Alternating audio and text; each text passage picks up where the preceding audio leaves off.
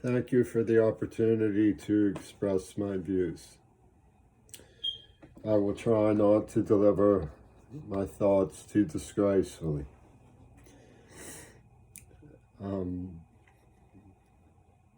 I have uneven self-control when it comes to the subject.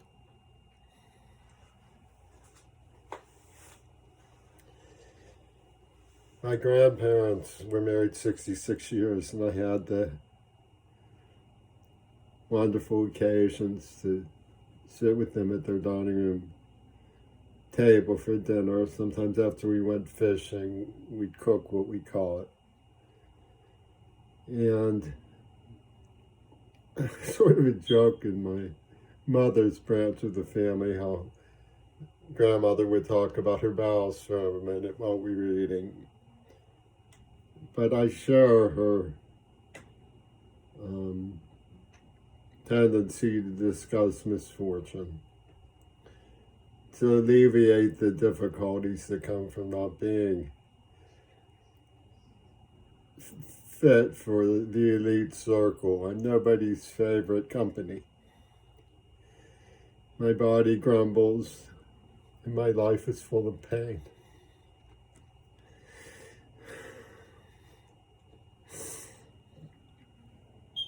But as bad as it is,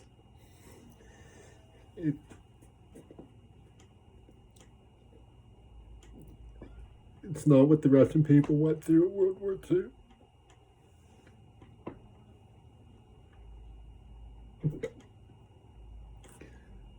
I read about Stalingrad, and I've always wondered why their American peers didn't throw open their arms of gratitude in Berlin and embrace them. I'm told at first we did, and then decisions were made on high, terrible decisions.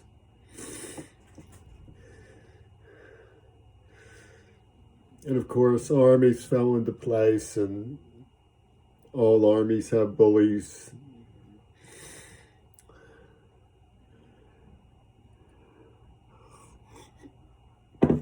The terrible crying shame of Auschwitz was liberated by Russia.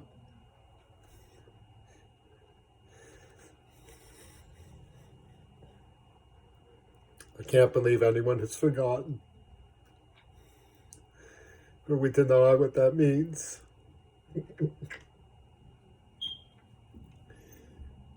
Maybe we could have influenced Stalin to reform more quickly.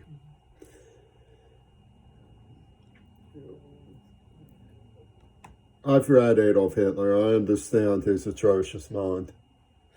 One of the things that really very clearly comes through is how dead wrong he is. None of the things that he claims to be moral lessons play out in our environment, except through very weird and vicious tampering by strange people. The world is a wonderful place, a generous place, a benign place.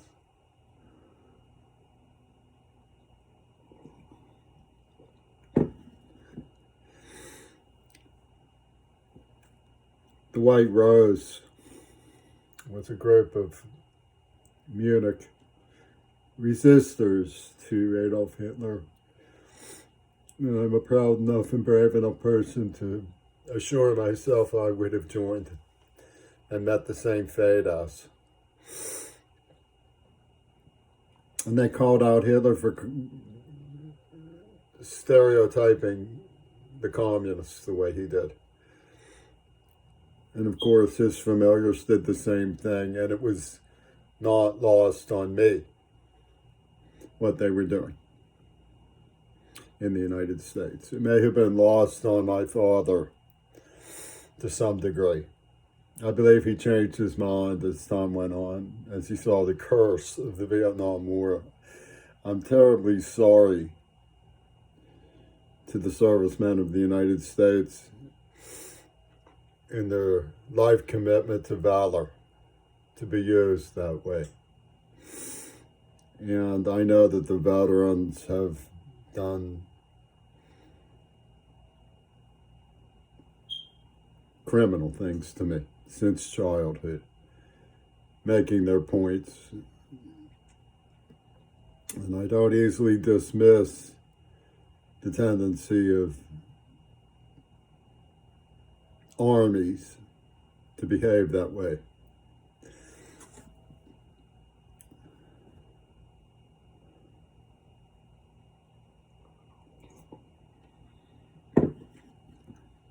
What I believed was that we turned our back on the opportunity to reform both ourselves and each other for an unsaleable future, a future that was invested in by strong-arm bullies who were selling the wrong ideas in the wrong ways about the wrong people for the wrong reasons. And they're unable to overcome themselves well enough to address the fate of the earth.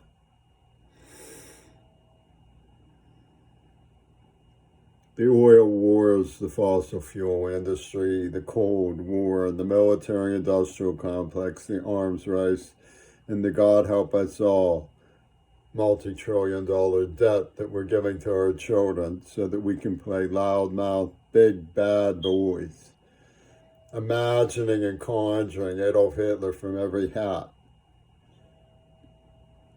There was only one curse like that man. He was a monstrosity. He's not going to be repeated. But we haven't learned our lesson. It's almost like we're waiting for him as though it would be redeeming, as though it would be a second coming, as though we secretly want to read in the paper that another elementary school has been shot to hell. What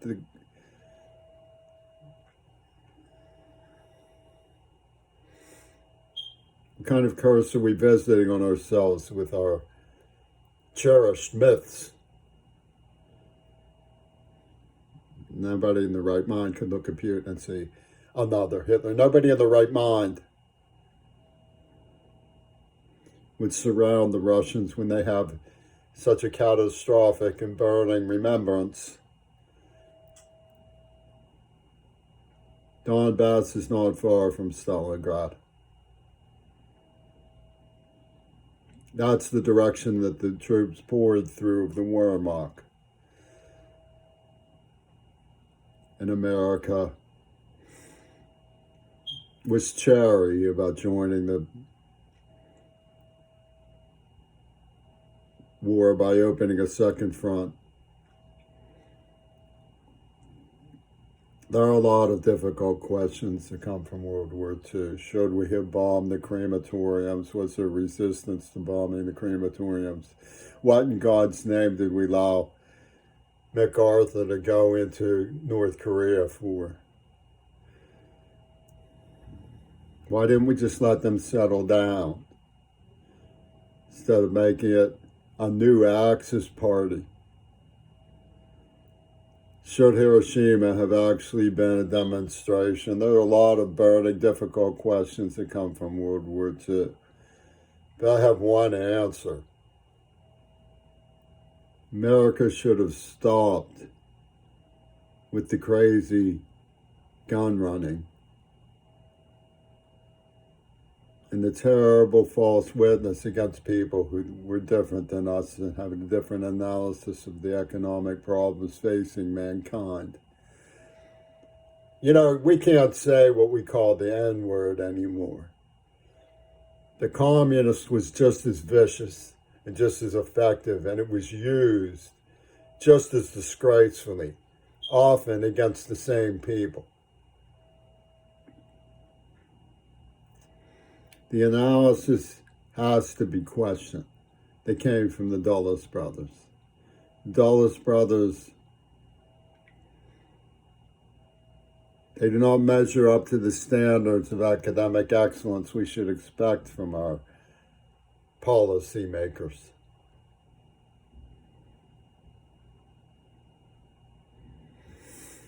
And yet, somehow our self-esteem and international reputation and self-image got all wrapped up in shibboleths. Do you know what those are? How about just monotonous bumper sticker heads?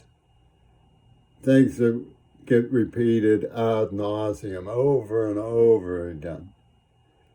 And so by making them into mantras, into forms of brainwash, they will somehow become truth. That people who are struggling in Latin America for maternity wards in schools are communist opponents is ridiculous.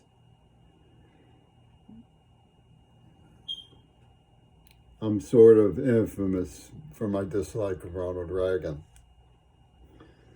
But I was sitting there listening to the radio one time, and this thing came over. I thought it was Dr. Strangelove at first. Some kind of gargoyle talking about the American railroads being full of communists. And I laughed because I thought it was a brilliant satire of some sort of bizarre hypno-confederate from the bygone days of the 50s. And somebody said, no, that's Ronald Reagan. I was like, what?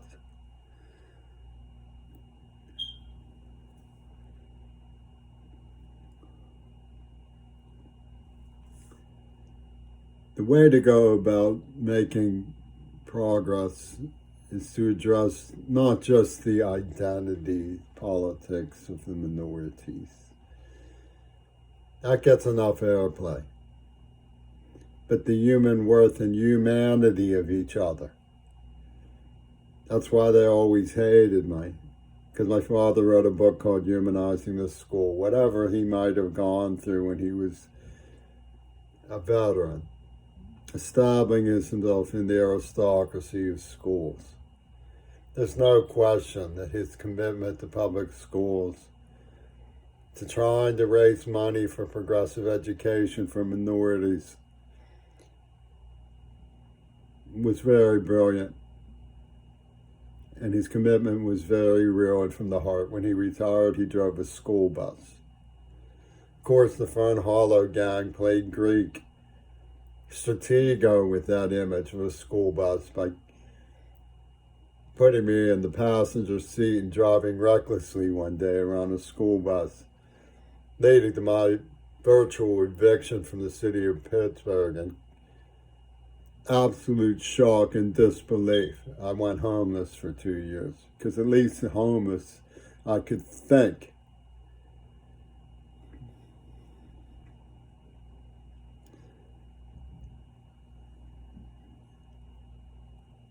Robert Kennedy says that America has a dark side and a bright side. I think he's a good man. I think he knows how to work within the legal structure of the federal government to disempower the dark side. And I believe that his heart is there in the right place. I find it difficult to believe that anybody would mistake the crusaders who have said such things as, why should we save the Department of the Interior when we don't know if Christ was coming back, could be anything other than one generation wonder boys who have no concern or alarm about the future whatsoever. I saw the Secretary General of the UN's letter to his granddaughters. Well, I hope he found them well and alive on a planet that has woken up and has in its history the people finally overcame the foolishness of their military mythologies, did something constructive to reform one another and humanize one another.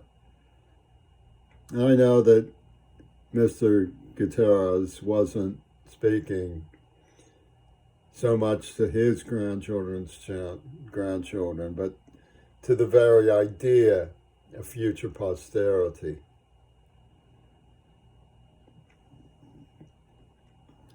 Russia is a beautiful country. North Korea is full of heroic, fine people. And so is Iran.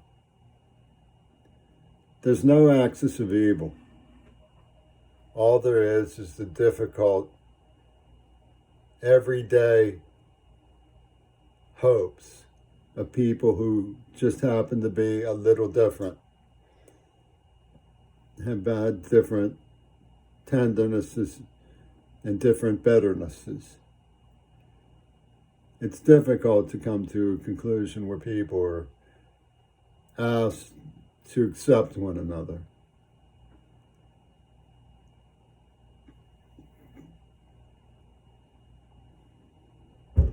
Pourquoi?